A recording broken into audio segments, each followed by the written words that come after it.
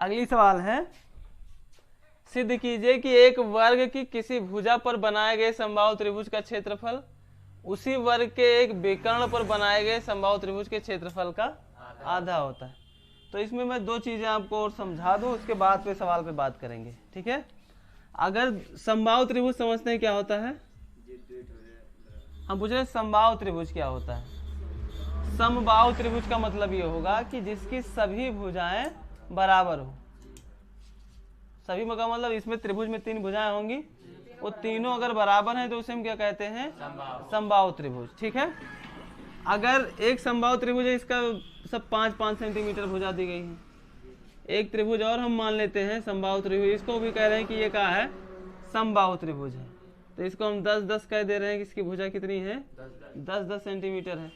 तो इनका जब हम अनुपात निकालेंगे तो 5/10 इसकी भुजा के साथ इसका अनुपात निकालेंगे। नाम दे दें इसको ए, इसको बी, इसको सी, इसको पी, इसको क्यू, इसको आर। तो जब ए बी बटा पी क्यू निकालेंगे, सॉरी ए बी बटा पी क्यू निकालेंगे तो 5/10 यानी कि 1/2 आएगा।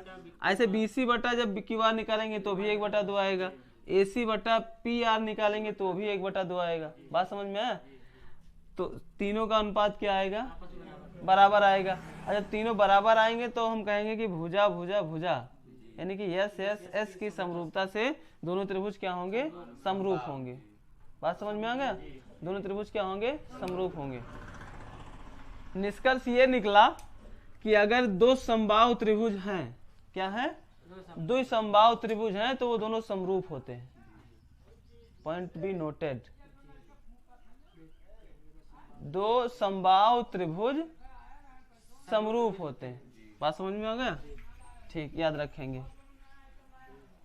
अगर दो समरूप त्रिभुज हैं वो क्या होते हैं, सॉरी समबाहु त्रिभुज समरूप होते हैं। एक चीज और है, वर्ग समझते हैं क्या होता है, वर्ग की चारों भुजाएं बराबर होती, ठीक। वर्ग का विकर्ण कितना होता है, वर्ग का विकर्ण होता है, देखो पहली तो बात, वर्ग की चारों भुजाएं बराबर होती हैं, ठीक है। इसकी चारों भुजाएं क्या होंगी, बराबर होंगी। तो अगर इसको हम कह रहे हैं ये, इसको कहें बी, इसको क्या कहें सी, इसको क्या कहें डी, तो यहाँ पे 90-90 डिग्री कोण बनता है। वर्ग में सभी का 90-90 डिग्री कोण बनेगा, ठीक है। तो यहाँ पे ये होगा 90 और 90 के सामने वाली भुजा को बोलते हैं कर्ण। इसको कहेंगे लंब, इसको क्या कहेंगे, आधार। हम मान लेते हैं कि माना इसकी प्रत्येक भुजा कितनी है, x है। सभी भुजा कितनी होंगी, x होंगी ना। सभी भुजाएं x क्यों होंगी, क्योंकि इसकी चारों भुजाएं बराबर होती हैं। अगर एक भुजा का मान x है तो सभी चारों भुजाओं का मान कितना होगा, x होगा। बात समझ में आ गया इतना। तो हम क्या करेंगे कि इसमें पाइथागोरस की प्रमेय लगा देंगे। पाइथागोरस की प्रमेय क्या कहती है कि बी डी स्क्वायर जो है वो क्या होगा, B C square plus C D square. तो ये हो जाएगा बी डी स्क्वायर का मतलब हो जाएगा यहाँ पे x square plus x square. तो एक्स स्क्वायर मिलकर के 2x स्क्वायर। बात समझ में आ गया। तो यहाँ हो जाएगा बी डी बराबर, इधर रूट लग जाएगा तो 2 का रूट निकालेंगे तो रूट 2 ही होगा, एक्स स्क्वायर का निकालेंगे तो x हो जाएगा। मतलब क्या होगा कि जो बी डी विकर्ण होगा, विकर्ण याद रखिएगा, वर्ग का विकर्ण क्या होता है, रूट 2 गुणे भुजा क्या होता है। इसे हमने प्रूव करके बताया आपको। बात समझ में आ गया इतना। तो फिर अब बात करेंगे हम सवाल पे। सवाल क्या है कि एक वर्ग है, तो पहले बना लेते हैं एक वर्ग। क्या बनाते हैं,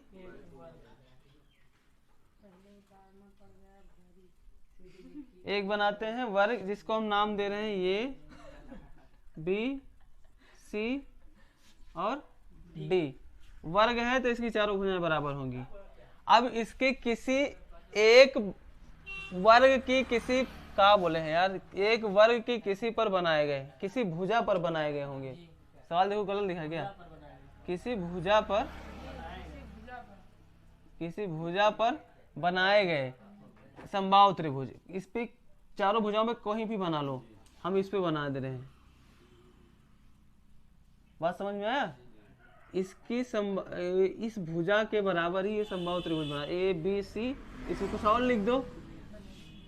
अच्छा डी यहाँ पे लिखा हुआ है तो हम यहाँ पे ई लिख देते हैं। बात समझ में आ गया? बी सी ई एक त्रिभुज बना, किस पे? वर्ग की एक भुजा पे, और क्षेत्रफल उसी वर्ग के एक विकर्ण पर। त्रिभुज का क्षेत्रफल उसी वर्ग के विकर्ण पर। तो ये वर्ग है ना, तो इसका विकर्ण खींच दो, ये है विकर्ण। अब विकर्ण पर बनाए गए समबाहु त्रिभुज के क्षेत्रफल के बराबर आधा होता है, तो मतलब एक त्रिभुज यहां बना है। बात समझ में आया? एक त्रिभुज यहां बना विकर्ण पे, यहाँ पे हम एफ इसको मान देते हैं, तो ये हो जाएगा बी डी एफ, और यहाँ पे बी सी ई। हमें ये प्रूफ करना है कि इसका क्षेत्रफल जो होता है इसका आधा होता है। बात समझ में आया? बी सी ई का क्षेत्रफल डी बी एफ के आधा होता है। कोई दिक्कत तो नहीं है? ठीक है, हल समझिए। अब त्रिभुज का आधा होता है, ये प्रूफ करना है। चूंकि अभी हम आपको एक फंडा चूंकि क्या होगा कि त्रिभुज बी सी ई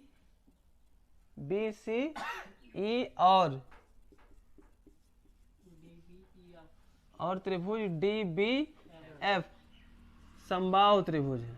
क्या है?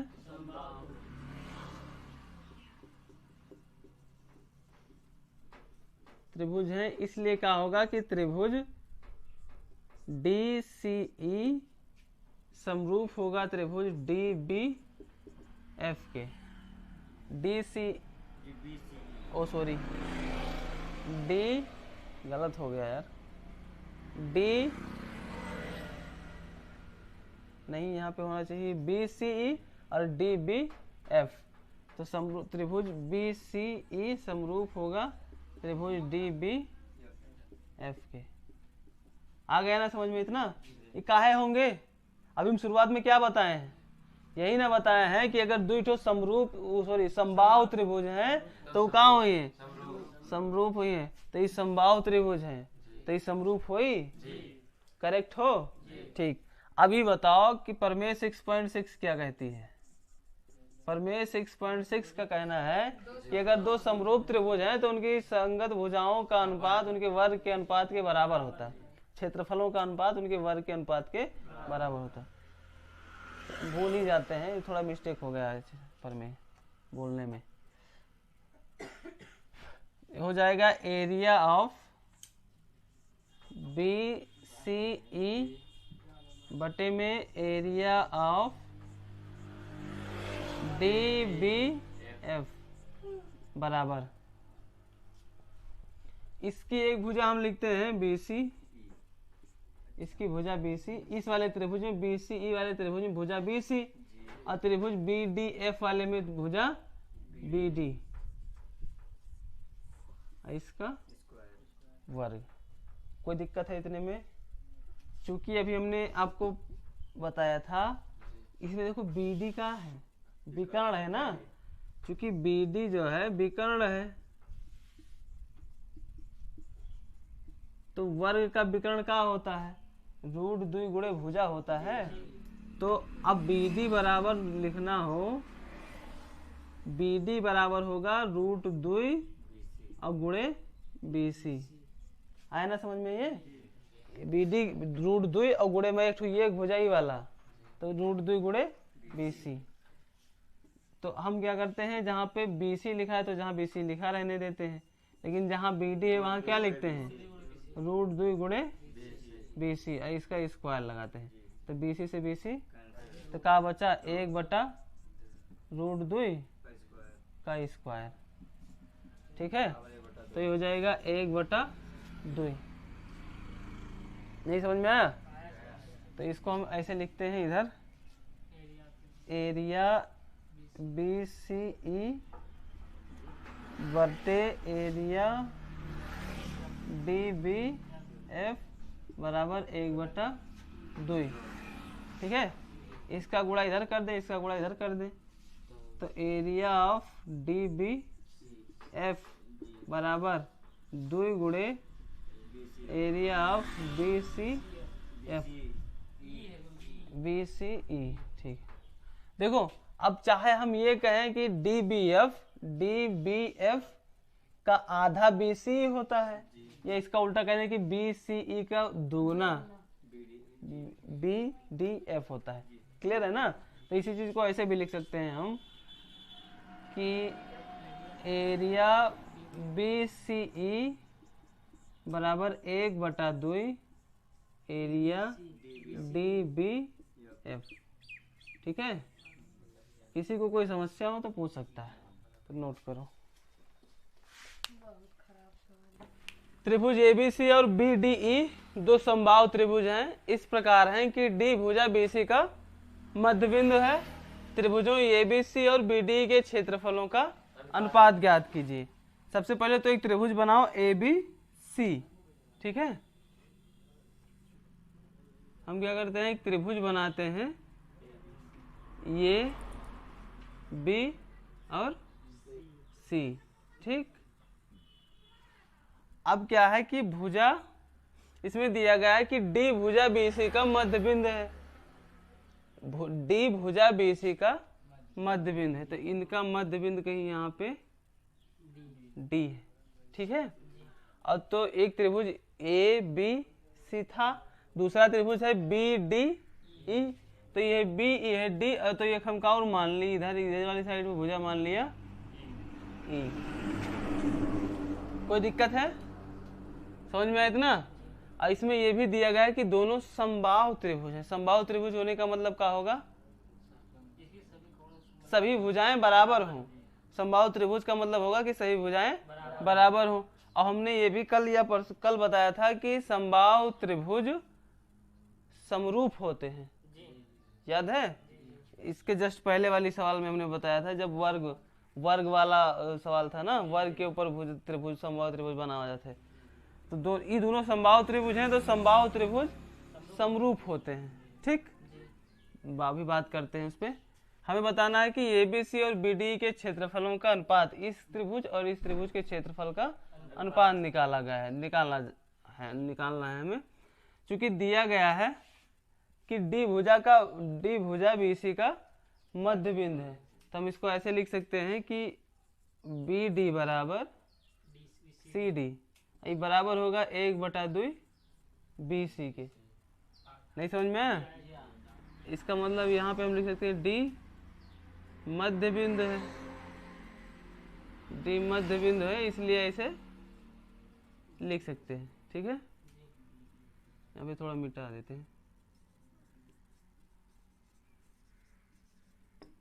ठीक, अब देखिए त्रिभुज ए बी सी व त्रिभुज बी डी ई समरूप हैं, समबाहु त्रिभुज हैं,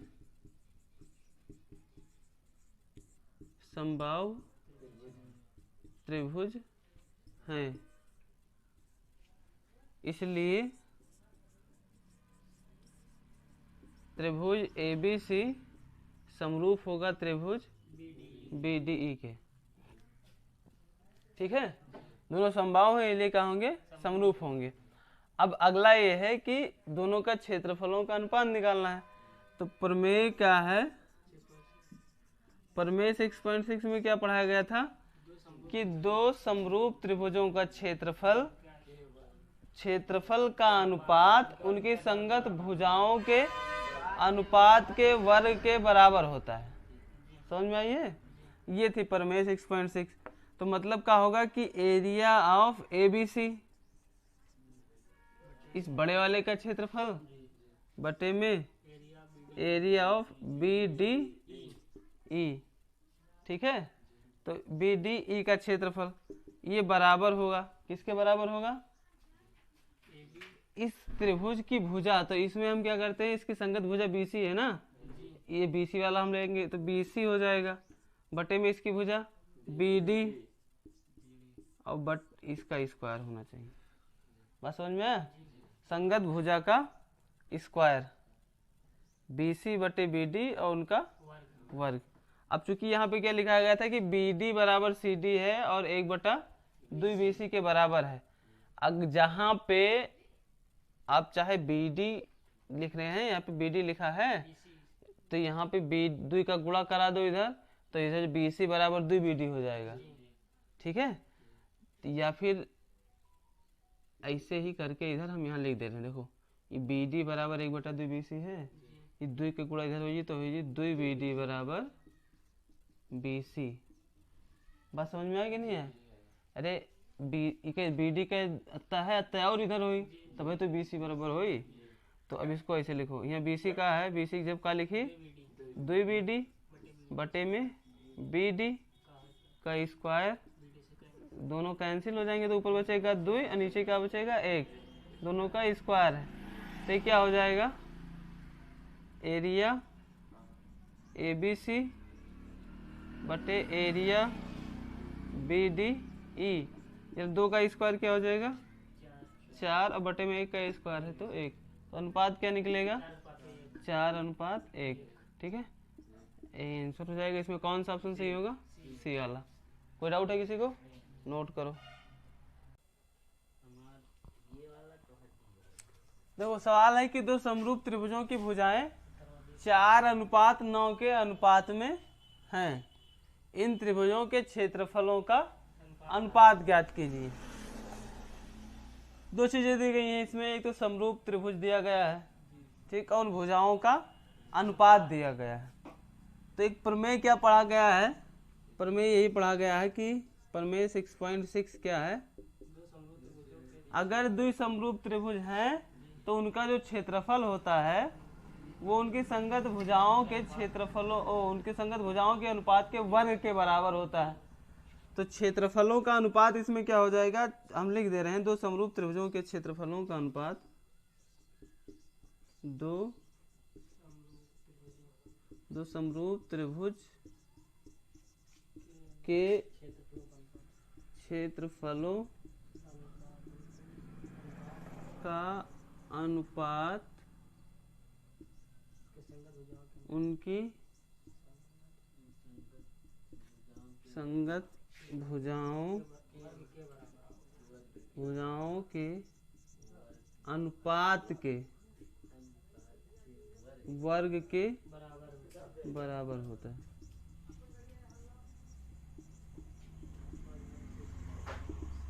ठीक है, अनुपात के वर्ग के बराबर होता है। तो दोनों क्षेत्रफलों का अनुपात क्या हो जाएगा, क्षेत्रफलों का अनुपात बराबर हो, चूंकि इनके भुजाओं का अनुपात क्या दिया गया है 4:9, ये तो दिया गया है।